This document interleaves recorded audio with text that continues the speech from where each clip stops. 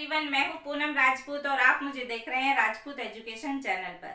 तो बच्चों, आज का मैं विषय लेकर आई हूं हिंदी व्याकरण, जिसमें आज हम करेंगे व्यंजन र के रूप के बारे में। जैसे कि मैंने यहाँ पर लिखा भी हुआ है, तो चलिए शुरू करते हैं। तो देखिए, र के रूप तीन प्रकार के होते हैं। जैसे कि एक होता है सामान्य रूप, जैसे कि आप सभी जानते हैं। दूसरा है रेफ का रूप, जो कि इंग्लिश के लेटर सी की तरह होता है। और तीसरा है पदेन का रूप। तो चलिए एक एक करके अब हम उसके बारे में पढ़ते हैं। तो फर्स्ट है हमारा सामान्य रूप। तो सामान्य रूप जैसे कि हमने पढ़ा ही होगा, रे को जिस तरह से लिखा जाता है उसी तरह से इसका जो रूप है उसी तरह से अक्षरों में लिखते हैं। जैसे कि फर्स्ट उदाहरण के रूप में रबड़।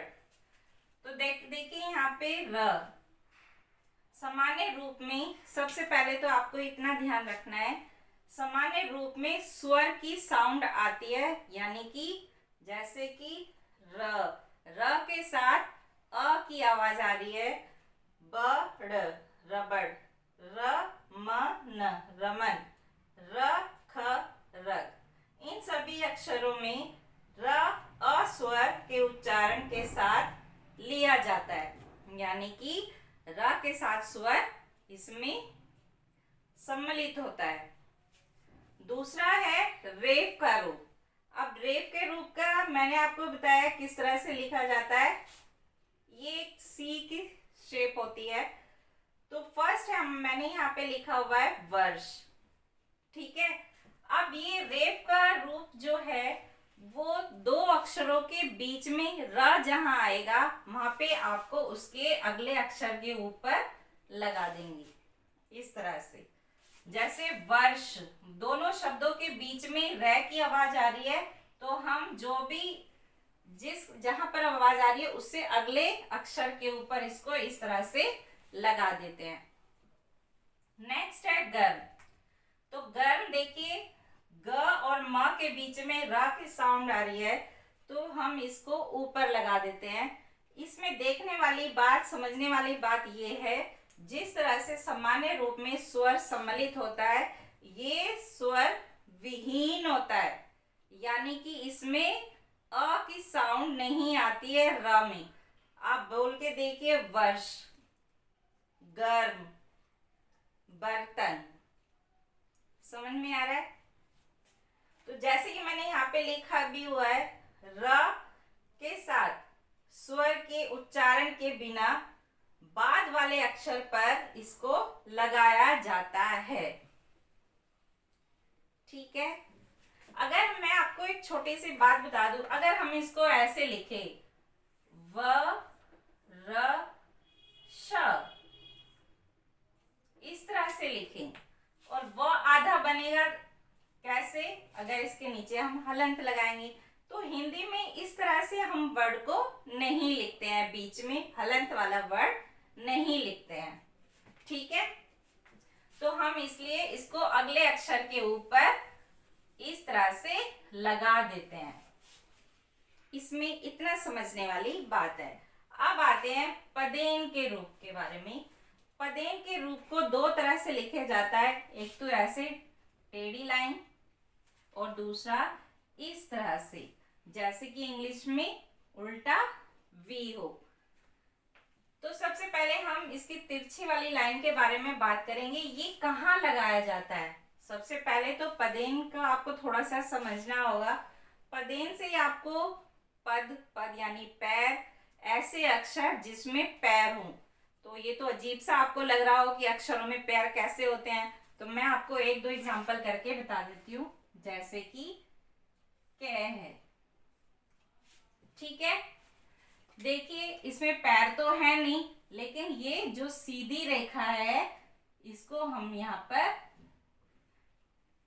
यहां लगेगा, ये सीधी रेखा पर। इस तरह से और अक्षर होते हैं, ये देखिए ख, ग, फ। इस तरह से जो भी अक्षर होंगे सीधी खड़ी रेखा वाले, ये पदेन का तिरछी वाली लाइन उसके पैरों के नीचे इस तरह से हम लगा देंगे। समझ में आ रहा है?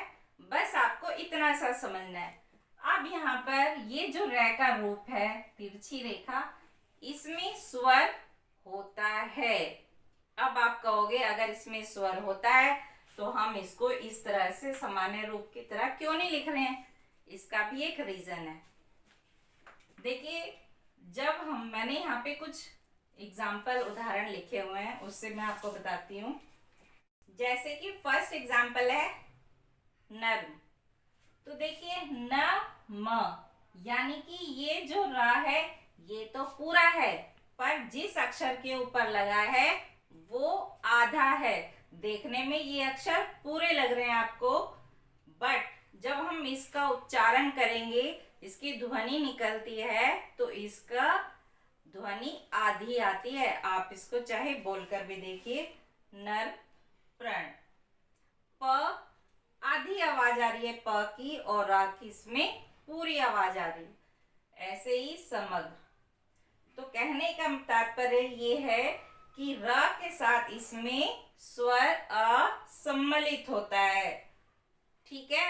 और जिस पर ये लगा होता है तिरछी रेखा र, वो अक्षर आधा होता है।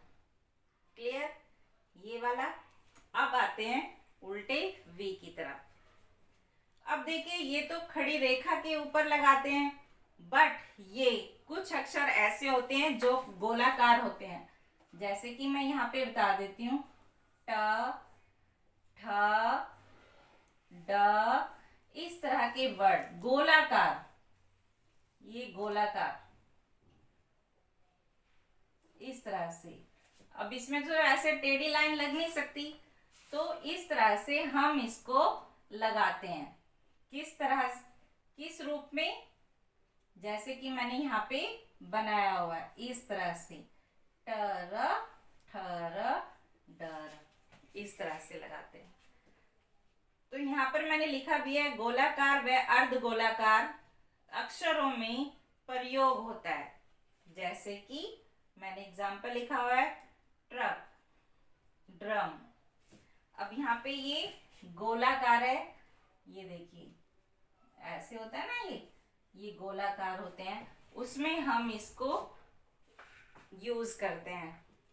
और पदेन में आपको मैंने बता ही दिया कि इसमें स्वर सम्मिलित होता है। चलिए अब हम कुछ और अक्षर करते हैं, शब्द करते हैं, जिससे आपको और समझ आ जाए। चलिए अब मैंने यहाँ पर कुछ वर्ड्स लिखे हैं, अब और आगे इसको देखते हैं।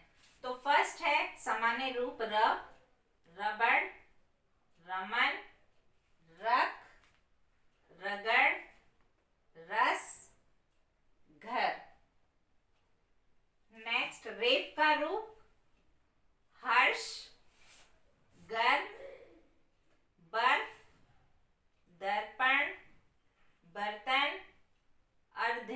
अब देखिए यहाँ पर आधा ध है और हमने रे य के ऊपर लगाया है। यहाँ पर एक चीज और सीखने वाली बात है, जब र आधे अक्षर से पहले इसकी अगर ध्वनि आती है तो जो अक्षर पूरा हो उस पर हम ये रे को लगा देते हैं, ठीक है। जैसे कि यहाँ पर ए के बाद रे की आवाज आ रही है, लेकिन अगला अक्षर आधा है, तो हमने उसको पूरा अक्षर ये पर लगा दिया है, ठीक है।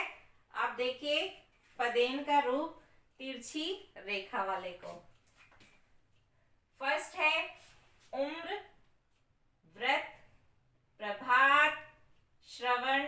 अब देखिए यहाँ पे श ये आधा है, ये हमने र इसके नीचे लगा दिया है, चंद्र, ठीक है।